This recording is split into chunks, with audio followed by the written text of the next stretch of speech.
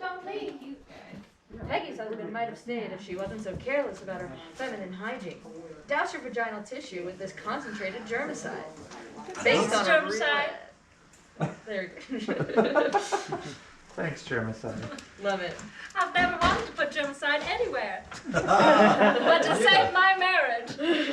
I feel like you're smuggling Yeah, and at that out point, things away. that drops it, right? So I don't have to go through the spokesperson stuff there? No. Okay, love it. So I'm Nick Ritter. I'm a director at Harmon Brothers.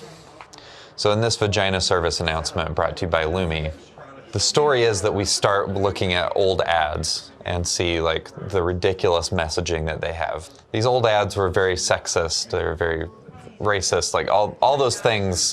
We've come a long way. And then we compare that to modern day messaging, and especially a modern day product like Lume, where it's not just taking the old products and iterating on those and saying that they're better like toothpaste, but it's actually introducing a brand new product that works way better, it's much safer.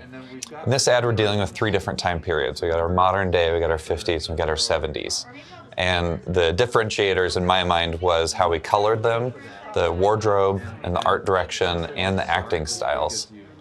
So all those had to come together to read as like a 50s ad. So for instance, with the 50s, we didn't really move the camera much. There's a little tiny movement in there. The 70s ad, there's a lot more like over the shoulders, so we'd like look at faces a little bit more. They're dealing with like longer zooms, those kinds of things. The art direction on this was phenomenal.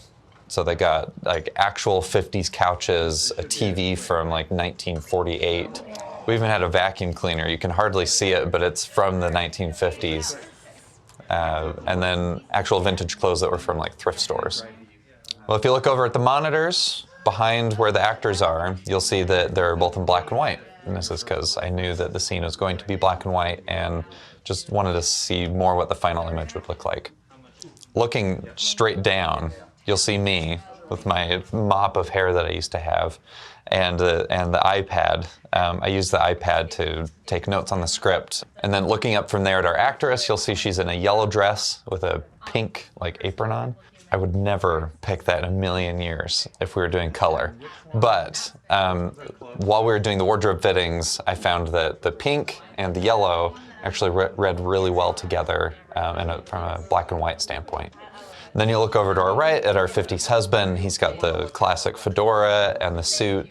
And then looking down in the room behind our actors, you'll see that there's the back of a TV. The space we were in is actually someone's house, and we didn't have to change very much of it. We did swap out all the furniture for retro furniture, but like all those huge windows were just beautiful, and they had this planter in the ground.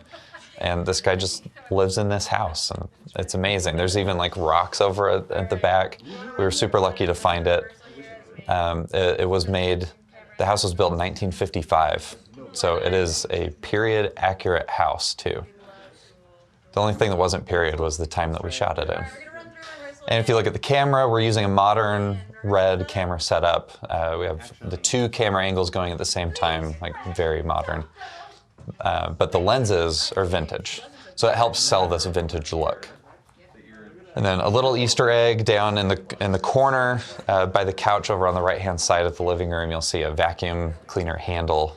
And this was originally going to be a prop in the scene, but it was too complicated, so we left it out, and it just kind of stayed over there in the living room.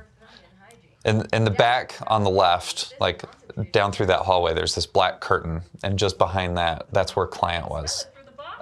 So we had Shannon from Lume and a couple of her people, and Johnny, one of our creative directors, was over there, and they were just sitting there just watching the monitor, laughing at all the antics of our actors. And I am really glad that Lume gave me the opportunity to work on this.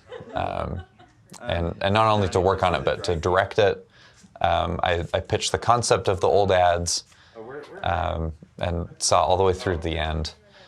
But the thing about directing a piece about feminine hygiene as a man is that my view is very limited.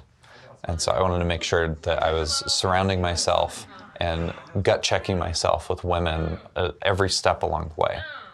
Shannon from Lume was a great gut check, and she She helped us identify some of the pitfalls we'd run into with this kind of a messaging. We got, and luckily before I was even brought onto the project, we already had 2 female writers who are the best in the business, Kelly and Jess. They really wrote the whole thing. I was there to maybe offer some visual ideas. I mean, most of our cast is female. We had a female editor, cinematographer, art director. It was the most females I've ever had on a film crew, which probably speaks more to the culture of films than anything. But it was amazing. And then once we shot it and we're editing it, I'd sent it out to all the women here at Harmon Brothers to get their opinions about different things and to make sure I didn't want to be shaming women at any point during this ad. And I wanted to make sure that it felt empowering and informative and sort of like a rallying cry, something to help unify people. We say vagina 6 times in this ad. And we reference it way more than that. It's the most I've ever used the word in my life. But we combed through that script. Like this whole brain trust of people I had around me, we combed through it and made sure that like every reference, every use was accounted for and was necessary and wasn't shaming, and we could blame it all on these animated ad executive characters. I'm excited for people to see the ad. If you watch it after watching this video, you may recognize a certain voice in the ad, which has nothing to do with my personal views, but was essential to telling this story of these bad ads. Probably my favorite tidbit to be aware of is that the 50s ad, we copied and pasted little phrases from several different ads to create that script. And then in the 70s ad, that whole thing is copied word for word from a print ad from the 70s. Like, it's all in order, there's no ellipses there, it's just like, here's a chunk of an ad and we filmed it. Just wild what they would like get away with in the olden times. Yeah, it was a cool ad to work on. It had lots of talented people on board. I was a little sad when it was over. It seems to be received well by people. So go out and watch it, buy some Lume, try it out, and see if you like it. Yeah, that's a move. Okay, let's go down a little bit. It is a move.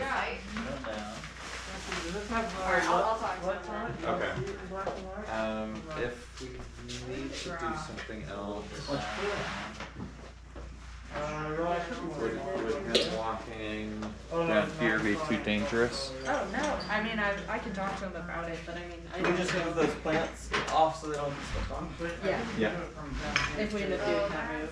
Yeah, so he would do something more like that. Kind of, you know, I mean, well, But he's got it, the tricky thing is he's got it across in front.